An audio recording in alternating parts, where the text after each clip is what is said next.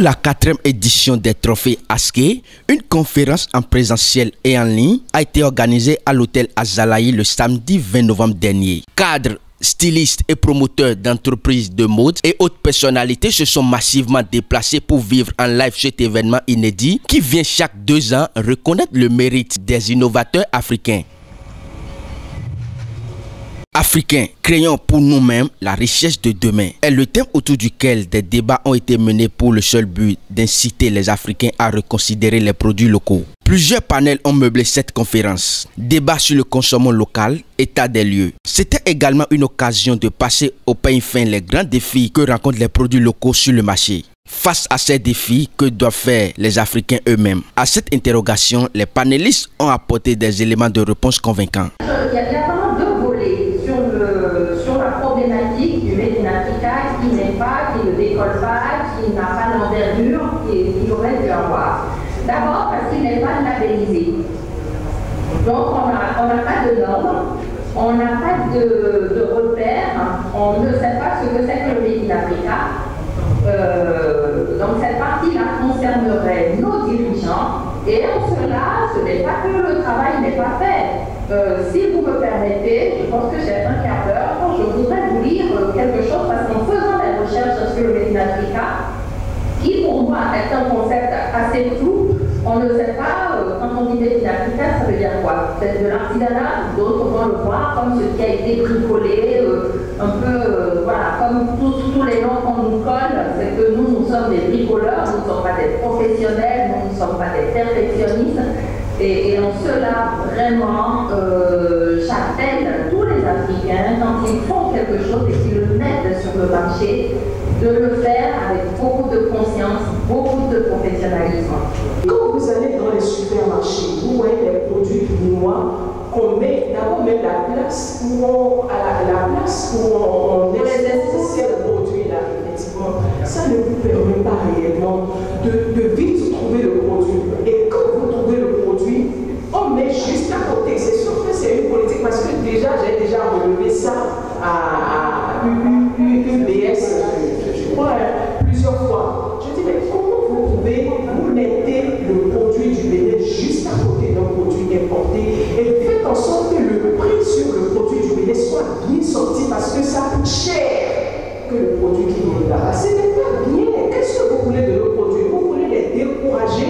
Vous voulez leur dire n'allez pas vos produits ici parce que ça ne sort pas de nos magasins. Une exposition des produits locaux disponibles sur le marché a également été faite afin de permettre aux Africains et aux Béninois en particulier d'avoir une idée sur les richesses africaines disponibles sur le marché.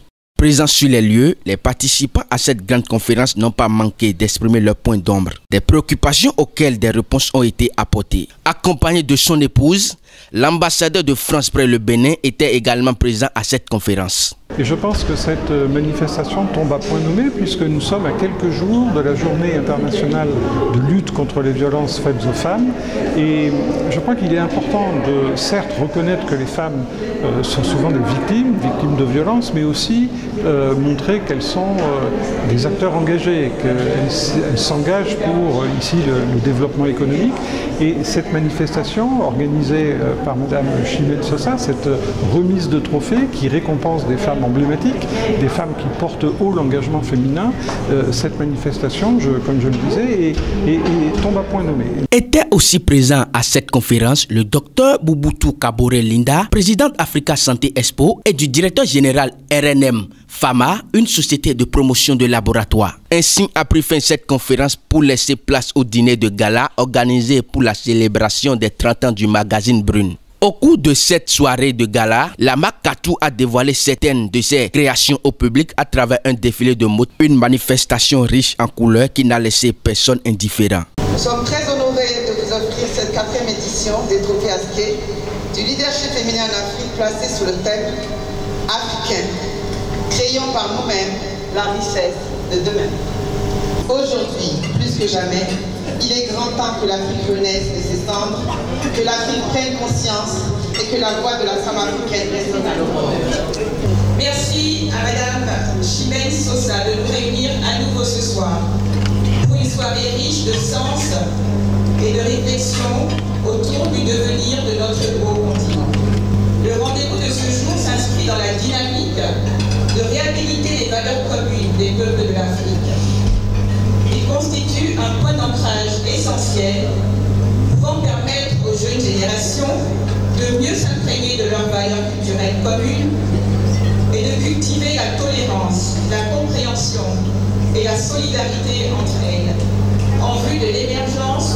conscience citoyenne nationale, sous-régionale et régionale, comme le premier sous-thème de la journée l'a signifié en ces termes: comment inculquer à la jeune génération montante les valeurs morales essentielles pour le développement d'une Afrique forte.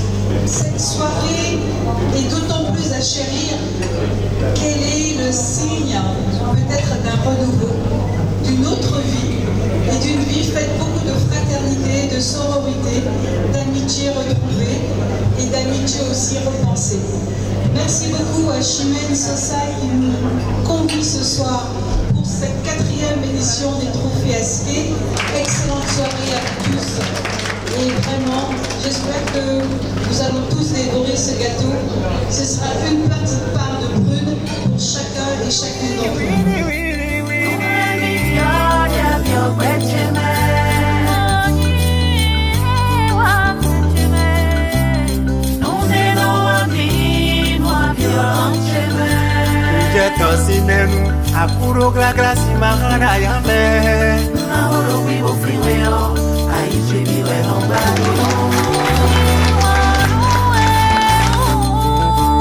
Et puis je n'attends qu'une chose, c'est de te revoir.